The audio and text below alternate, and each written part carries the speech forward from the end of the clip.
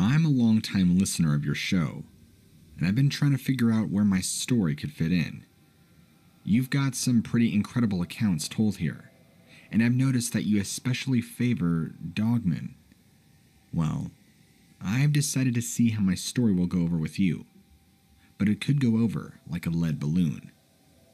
I didn't have an experience with dogmen, as you describe them often. I did, however, encounter a wolf-like creature that makes your average timber wolf look like a rat. Some of my business brought me up to the unusually remote and desolate region between Canada and Alaska. I know, it sounds like a bizarre, strange place to have any kind of business to attend, but hear me out. We were experiencing near-total whiteout conditions, and it was catch-22.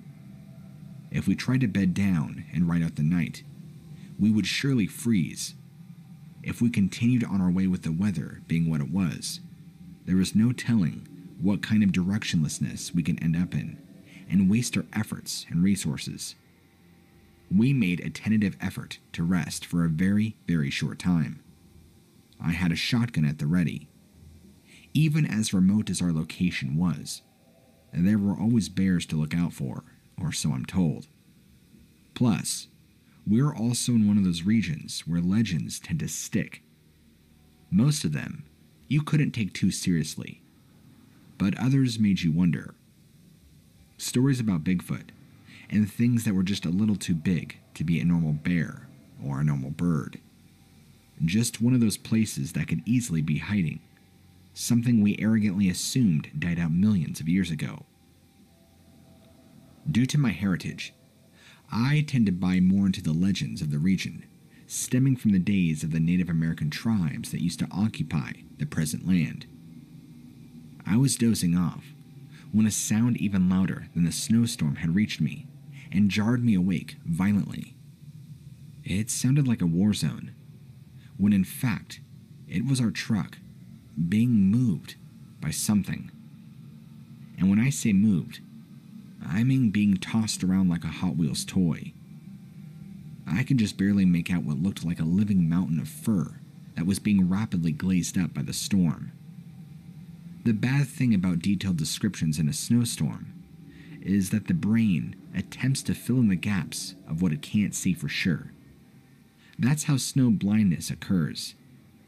It's essentially sensory deprivation, to the point where the brain creates light hallucinations to compensate. In the moment, I was pretty sure that this behemoth of fur had very small ears that were tucking themselves into the monstrous broad head they were attached to. The forehead reminded me of a pit bull. That's where all the other similarities to anything else disappeared. It attempted to look like a wolf trying to be a bear. I know, bizarre, and not as thrilling as dogmen. It wasn't appearing to walk on hind legs, and no, it did not have glowing red eyes. But it possessed a fierce primal rage, and its eyes were visible without a light. I caught its gaze just long enough for it to redirect the anger from the truck over to us. Acting sooner than thinking, I raised the shotgun and let it have both barrels. The sheer size of the monster, as it reared back on its hind legs, still not like a dogman, made the shotgun feel so ineffective. The thing's head was nearly giant. It swatted at the air, as if that would deflect the buckshot. I reloaded with shaky hands, firing off 2 more rounds. I must have done this several times, because the snow was starting to turn bloody. This monstrous bear-wolf thing took off, not dying, but very much unnerved. That's when we made the decision to keep moving right then and there. Adrenaline and pure terror scouring my veins kept me warm for the time being.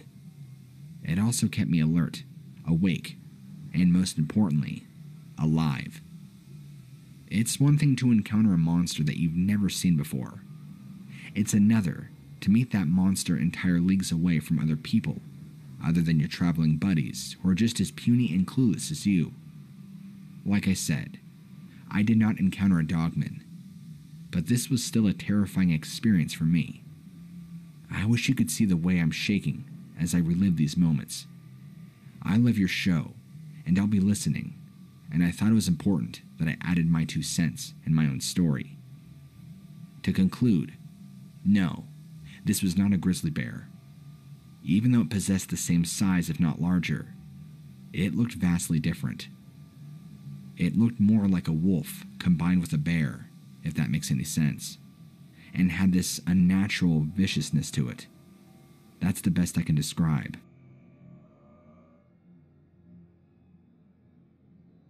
I found myself in a valley, an exceptionally isolated and wild region of Canada. This valley is accessible only by boat or float plane, if that says anything about just how formidable the wilderness is. It does have plenty of springs and geysers, so the valley is almost consistently shrouded in mist. I'm telling you this because it tells you how crazy I was to be dragged out here. I was desperate for money, and the person I was working for was desperate for support. I agreed to a healthy paycheck if I managed to survive. The valley is often referred to as Headless Valley, if that tells you anything. Almost all the bodies that turn up in the place have suffered decapitation. My employer had a crew of about 13 total, including him. A few were like me, in it for the money. The rest were full-blown monster-loving psychos. And for the sake of the story, I'll refer to my employer as John Alpha, just to keep his identity safe. Mr. Alpha planned on having a seance on our very first night, being a very quote-unquote spiritual individual. A heavy rain had him cancel that plan, which was more than fine by me, since I'm a pretty firm atheist.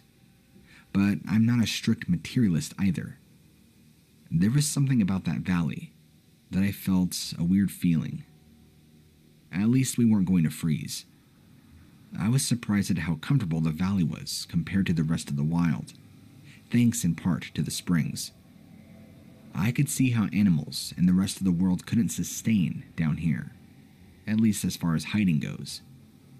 Mr. Alpha enthusiastically explained that we were going to set up a mobile production studio in a tent. I suddenly had the feeling of being exposed. No more protection from the evil of the valley than the men that had passed through during their age of gold. I was assigned to go do reconnaissance on the area with a coworker that I'll call John Beta. Again, these aren't real names. I'm just using these to protect the identities of the individuals I had this encounter with. Bear with me. All we got for the job were GoPro cameras and ghost detecting equipment. I swear, this stuff looked like it was made for movie sets, rather than serious paranormal investigation. We began our hike in thick birchwood. We felt that the white bark would make other things easier to see. Also, it felt way too open and exposed if we had decided to stake out in the open. The woods is where all kinds of quote-unquote scary stuff happens. But you would have had to been there to know that feeling that I'm specifically describing. John Beta seemed much calmer than me, and he pointed out how high-strung I was, and that I should afford to relax. I, in turn, pointed out how every dead body that was ever recovered from this valley was decapitated, and that if he didn't believe me, he could simply Google it himself. He didn't. He shook his head. The ghost hunting equipment registered nothing as far as EVPs, and I didn't expect them to either. I tried not to think of all the ways that the valley earned its reputation of being legitimately haunted wilderness. I felt the need to relieve myself, so I ducked down into a natural pit that was lined with grass. I came out just in time to see something that looked equal parts prehistoric and demonic rushing up to my boss. It took his head off with one clean blow. To say that this was massive doesn't do it justice. He clearly didn't see it coming, due to the fact that it was a perfect shade of white to blend in with the surrounding, and the way it had moved with perfect silence was disturbing and chilling. the only detectable noise being was the disgusting sound of his snapping vertebrae. I have never felt that kind of raw, blind terror before in my life. This animal could have easily passed as a massive white wolf, but it was too broad. There were too many features that didn't quite fit. Tiny ears, tiny eyes, a strange long muscly tail sweeping behind it. The head was very large, broad and flat, like a smooth stone you'd find in a riverbed. The creature was busy tearing the flesh off this body. That was the first instance of things going wrong that could be followed by many more. I swore up and down that it was due to the valley being haunted, but Alpha agreed that we would be getting results of the ghost hunting equipment. He was just smart enough to pack us up and leave at the end of all of it before we would be utterly stranded. Listen, I feel like some of the evil energy of that valley has followed me home, and I have to talk about it with somebody. That's why I feel I need to reach out. Maybe my story will serve as a warning that there are some places you should just avoid poking around in. Now, as far as that animal is concerned, I don't know what it was, but I'm glad we survived.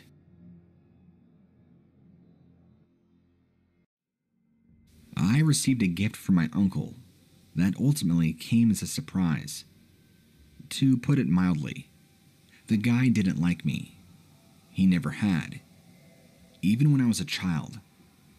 It's one of those enduring family mysteries that never really had any real explanation. It just simply was. When I was well into my adult years, he was a declining old man.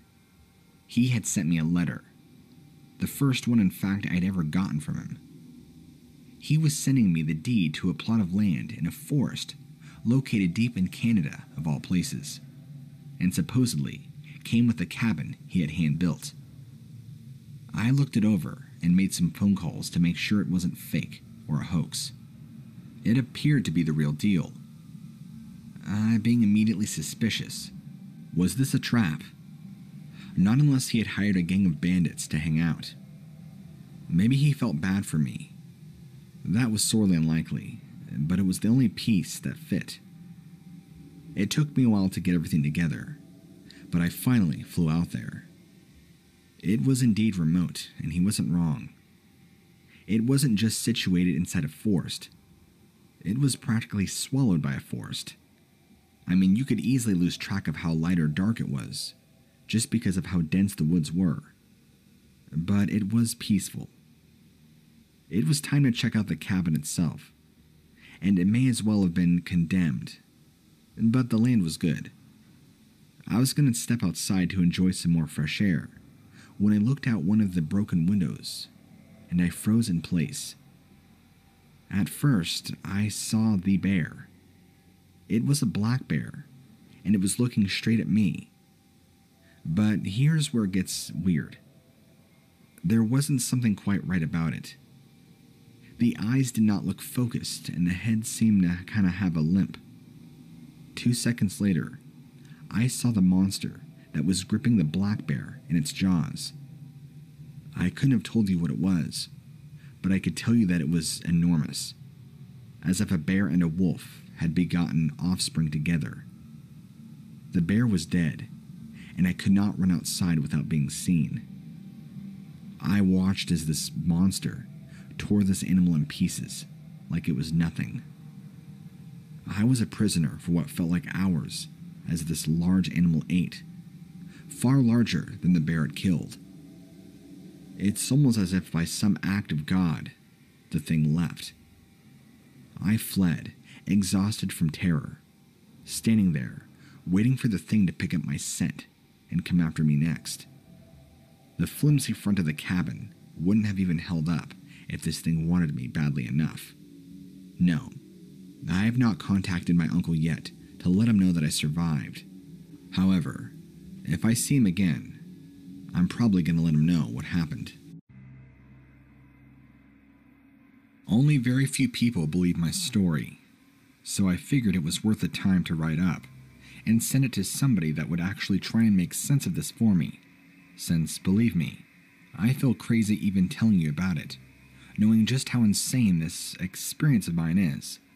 But let me give you a little backstory. I'm 35, and although not a very efficient hunter myself, having not been grown up and versed in it, my father-in-law is, and to do some father-in-law and son bonding, we try and go out on hunting together. This occurred this last fall, back October during hunting season. This occurred up in northern Washington. My father-in-law, we'll call him Dale for the sake of the story, is a huge archery hunting buff, but for this instance used his rifle to kill a buck. In fact, he got a pretty good sized one, but because of the time of day it was, and the location, we would have to hike back in to retrieve the body. The kill kind of went like this. He spotted it, got a good shot, but due to the angle and distance, did not die right away, which I guess is common. The buck ran for quite some distance into a large ravine, and I guess died down at the bottom, so we got all of our gear on, our really, really nice high-powered headlamps, and got ready to make the 3-mile trek down into the ravine to retrieve the buck my father-in-law had killed. Well, we made it down there safely. He gutted it, did all that stuff that he does, and we began to carry the body back up the ravine. I was there for support in case he needed help lugging this thing, and just to learn and from experience as well as bond. My father-in-law and I have gotten very close since my wife and I married, which has been wonderful, since my own dad was pretty absent in my life. We were making our way back up the ravine. I want to say we were halfway through, thick in the timber, when we felt a strange, ominous feeling. This feeling was accompanied by an extremely low, rumbling, humming noise that seemed to be coming from everywhere, not just around us from side to side, but underneath us and above us. We both stopped in our tracks, exchanged glances, and looked about, trying to discover the source of this bizarre sound and feeling. We couldn't quite place it. The feeling of dread was overwhelming. We shined our headlamps in every direction, but we couldn't see anything. We kind of just shrugged our shoulders and ignored it the best we could, and continued on. We got lost in conversation again, discussing what we think it could have been, when probably not even a quarter mile up the ravine, we heard something following us close behind. My father-in-law, suspecting it could be a hungry bear, turned around to look, and out of the brush stepped something from the realm of our nightmares. I've never in my life felt like I was living in a horror movie until this very moment, and unfortunately, I wasn't armed, but my father-in-law was, except he was dragging this buck out of the ravine, with me closely behind him to make sure he didn't drop it, or anything would happen. This thing pops out of the brush behind us, probably about 30 to 40 yards, and begins eagerly pursuing us. Now, the creature, or whatever it is that pursued us, was straight out of a movie, a nightmare, if you will, that defied all realms of our current reality. Look, I used to play Magic the Gathering back when I was a teenager, and whatever I was looking at looked like something you'd see out of a black deck. This thing was skeletal. I'm not exactly sure how to accurately describe to you what it is I saw down to the T, but I'll do my best. It was pretty tall, 8 to 9 feet if I had to guess. Very, very scrawny and lanky, except like I said, it is very, very skeletal. It had little bits of rotting flesh off of it, and it appeared to be part canine, part human, judging by its bones and the way its skull was shaped. It didn't appear to have any eyes that we could see, but we got a pretty good look at it, both shining our headlamps on it. The only thing to accurately summarize the sighting we were seeing was to take the skeleton of a werewolf, put bits and pieces of hair and rotting flesh throughout it, and that's what you had. It appeared to be mostly skeletal, with little bits of tissue holding it together. This wasn't just a skeleton by itself. Like I said, it had quite a bit of rotting flesh, and I know that because the smell of a cadaver followed it closely. It was awful. The stench of rotting meat is pretty bad, and this thing enshrouded it like no tomorrow.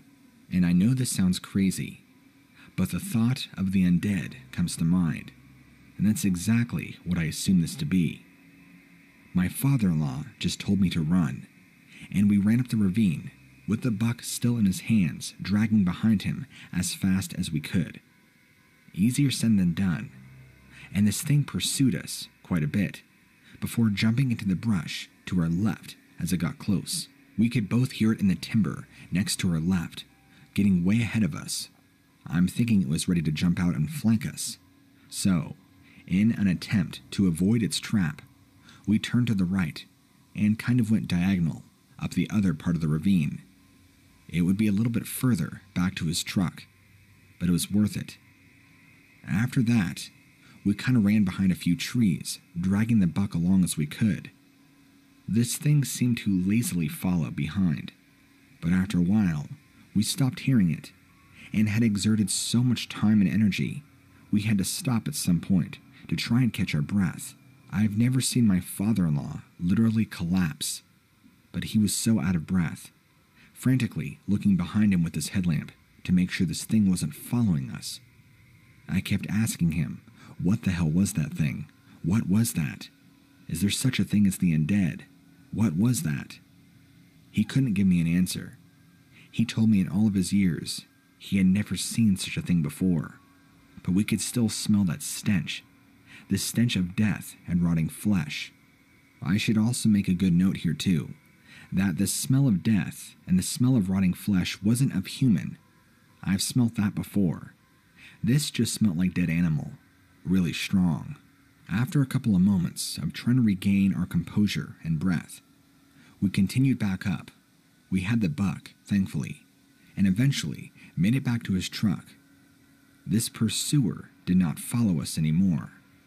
In fact, I'm not sure if it lost our scent, our trail, or what, but it did not seem to be in our pursuit anymore. We made it back to the truck, tagged the buck, put it in the back of his truck, and got out of there. Keep in mind that this was at least 11 p.m. at night. Pitch black. On the drive home, we really didn't say much, but we came to a mutual agreement not to tell my wife about what had happened. After all, we didn't want to scare her, and decided that things like this were best forgotten about, and that we should now on go to different spots, since we had never been to this spot before. That's my story, and I honestly don't know if I had an encounter with something from beyond the grave or a living undead creature. But either way, it really scared the hell out of me. I've played many video games during my life, seen many fantasy drawings of undead creatures and skeletal beings. This is why it completely reminded me of something in the nature of the undead realm. In fact, if somebody were to sit down and hand draw what my father-in-law and I saw, it would fit into a D&D campaign or something, or look like a fantasy creature you would see in a Magic the Gathering card. I'm not kidding. This was beyond the realm of our comprehension, and in case I did not give you good enough visuals, it was as if you took a Hollywood werewolf, killed it, let it rot and sit, till most of the flesh was rotted away. I mean, I would say on this thing, there was maybe 30% total flesh and tissue left, a little bit on the back, chest and arms, and face, but mostly it was just raw bone. But it didn't seem to walk like a typical zombie, or anything of that nature, even though I don't believe it was a zombie at all. I had always written off the possibility of the undead, because without functionable tissue, tissue that isn't rotting and deteriorating, how could a being walk and move so fluently? This thing, having roughly only 30% of its flesh and tissue left remaining, it seemed to have no problems following us and running full speed, and also being intelligent enough to run into the brush and getting ahead of us to try and flank us. For me, besides the entire encounter and being absolutely terrified, the one thing that will always stand out to me was that it had absolutely no eyes. They were just empty skull eye sockets. Just typing this whole thing up is bringing back really bad memories. I can't help but shudder, but that's my experience. I don't know if anybody else has dealt with anything similar, but you can take my story and use it however you need. Maybe there is somebody else out there who has dealt with a similar situation like I have. I just hope that person, if they have, isn't as traumatized from it as my father-in-law and I are. For this story, I'm going to keep my identity anonymous. I run a rather successful welding and metal construction company down here in Nevada, and I would prefer it if my name not be attached to any such thing. If you can respect that, you have every right to use my story for your podcast. I was driving to my workplace around 5 in the morning. I can't remember the time of the year because this was years back, but the sun was just coming up. It was kind of in that twilight hour of the morning, where it's not quite dark, but it's not quite bright.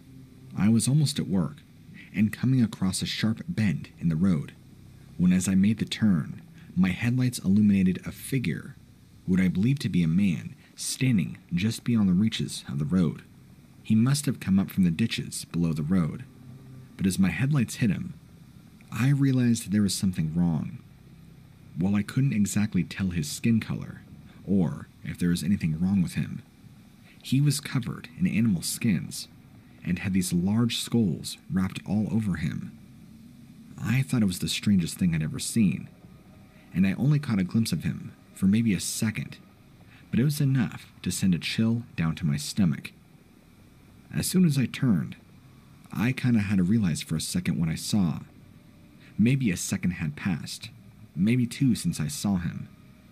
Looking back in my rearview mirror, he was gone. There was nothing, nobody there. There's no way that that could have happened. There's nowhere for him to drop down and run without me having full view of him anywhere. I remember saying to myself, "What? What happened?"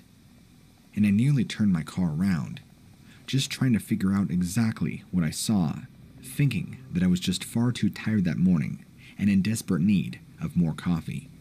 I rushed quicker to work, hoping to get another cup, and hopefully not having to deal with that again. Well, another few weeks goes by, and I'm going again in the morning. And just so you know, since I run that business, I like to show up at my work around 5 in the morning to get everything going. I want to refrain from holding out any important details about where my whereabouts are for work. And at this point, since it's been a few weeks, I had almost entirely forgotten about my little visual that happened a few weeks prior. But as soon as I get near this very same bend in the road, I see him again.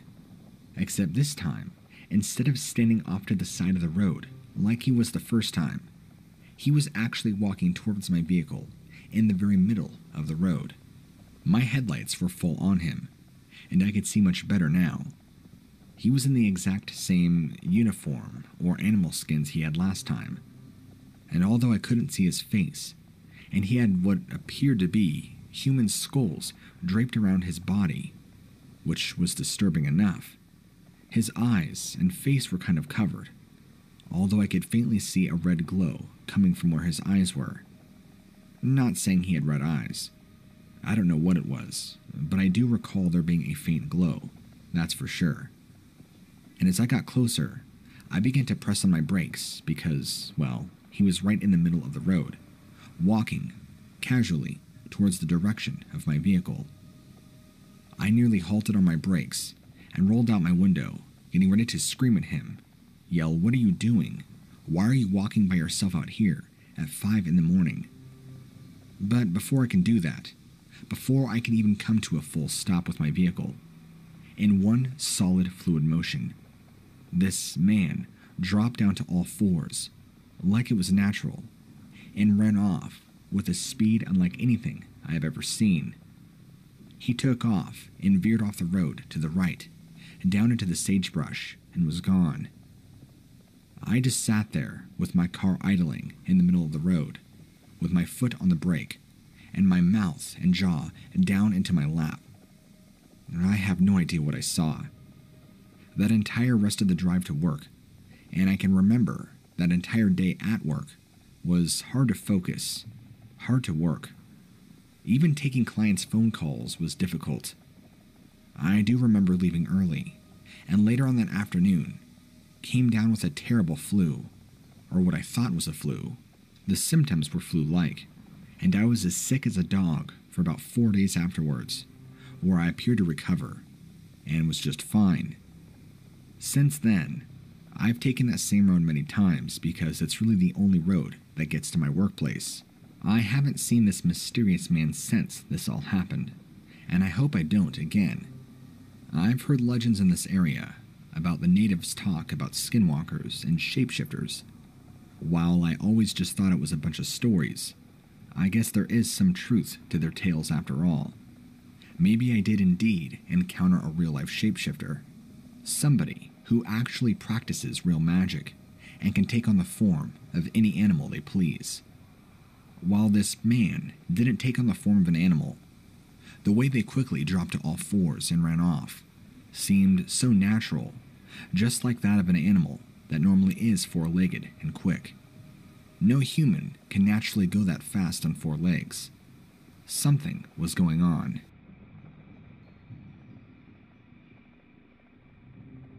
After telling some of my very close friends about the story that I'm about to tell you, they tell me that I dealt with a Wendigo, but I'm not entirely too sure. So, I thought I would message somebody like you, who appears to be an expert on the subject. After all, with how many episodes of encounters and stories you have, I'm sure your knowledge is worth something. My first experience with a Wendigo was when me and my family lived in our old house. I lived in this same house from the ages of 12 to 19 before I went off to college. And I want to say the very first time, I think I was 14, and it was a very, very cold winter this year. That much I do definitely remember. I had woken up early in the morning hours of the night to go to the bathroom, which, at the time, the bathroom was right next to my bedroom, whereas my parents' room was on the opposite end of the house. Very convenient for being a teenager, you know, loud music, having privacy, etc. And for me, having my own personal bathroom, while it was still the family bathroom, but having it be right next to my bedroom was a luxurious convenience. So, after going pee, going back and laying down to bed, sometimes I have a hard time settling back into sleep, and I can be rather restless. I wouldn't be surprised if I had a little bit of insomnia, which I still think I battle to this day. But as I was trying to get nestled back into sleep, I began hearing a familiar voice, calling my name. Except there was one major thing that was wrong. It was coming from outside. The voice that was familiar was my aunt. My dad's side of the family lives on the opposite side of the country, and we don't see them much. But my mother's side, her sister, my aunt, I am very close with, even now to this day. She comes over often, and we usually go and do a lot of family stuff. And I knew there was something about it, that I knew it wasn't her. I kept hearing her voice, calling my name, calling me to come outside, and to follow her. Except the only problem is her voice sounded wrong. It sounded not right. And there was also a blizzard. At the time, we probably had at least 2 or 3 foot of snow already, and it was snowing even more. Like I said, it was a rough winter. And this was only one of the many storms we got that winter. I figured there was no way my aunt would be outside at 1:30 a.m. in the morning while a blizzard was going on. Not to mention the weird noises along with her voice. The whole thing really creeped me out. But I chalked it up to my imagination and tossed and turned and tried to ignore it the best I could. But after maybe 10-12 minutes of this voice calling my name, it began to sound closer, and then changed from my aunt's voice to my mother's voice, calling me to come outside. That's when I was even more curious. I shot up out of bed, looked out my window, and for the first time, I was able to pinpoint a shape or a figure to the voice. Standing up back by the tree was this tall, lanky figure that looked nothing like my mother. And because it was dark out, and the bare reflection of the snow. I couldn't see any details of the face or body or anything that would accurately tell me what it was I was looking at. I immediately got the creeps, and every hair on my body and head stood up out of fear. I ran back in bed, with it still calling my name, but whatever it was never came closer to the house. Soon after, I must have fallen asleep. The next morning, I heard nothing, felt nothing, and that was that for the time being. Then, this happened again, later on. I was a sophomore in high school at this point, so probably 15, 16, I want to say. Maybe it was 2 winters later, and we had another bad winter. After the very first incident, I made no mention of this to my parents because part of me assumed it was just a bad dream, or that I had maybe just heard noises out of my own sleeplessness. But this second account confirmed to me that there was indeed something. This time it was much earlier in the night. I was staying up late, maybe about 10:30 at the time, playing video games, when I heard my father's voice outside calling me, much farther away than where the first time I heard the voices come from, which was out back by the tree in our backyard. Immediately, I was brought back to the very first account that I had, and disturbing as it was, because I had already said goodnight to my father about 45 minutes prior, so I knew him and my mother were in bed together sleeping. There's no way my father could be outside my bedroom. I jumped up again after pausing my game, looking out, and due to it being snowy, not as snow as much as last time, but still snowy and cold, and no reason why my father would be out here at 10:30 at night in the snow at the very far end of my backyard. I looked but didn't see anything else this time. That alone creeped me out. So I ignored it once again, put my headphones on, put on some music, and continued playing video games. That's when, about 45 minutes after that, I began hearing tapping on my window and hearing my father call for me from a distance.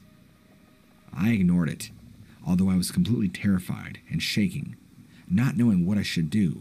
Who should I call out to? I threw my controller down, ran into my parents' bedroom, waking both of them up abruptly and telling them, "I'm hearing voices coming from outside our window, and they sound like you, Dad." He immediately got up, runs outside to the back door, turns on the light, and looks around. There's nobody. No signs of anybody being around. He goes and checks my bedroom, opens my blinds, and sees nothing. That's when he tells me, am I sure that what I heard was what I heard? And I agree. Then I just decide to turn in early, and he tells me to keep an eye out. Well, since then, I've had other little incidents here and there, or coming home from school, or taking out the trash. I'm pretty sure I can hear my voice being called again, by either my mom or my dad, but those 2 times were the most standout ones to me, while every other time, which by the way happened quite often, were just little ones here and there, that I learned to ignore. And this happened all the way up until I left for college at 19. So this begs the question, did I encounter and deal with firsthand a Wendigo, or was this a skinwalker? I'm not exactly sure, but it was something, and most definitely not my parents or my immediate family.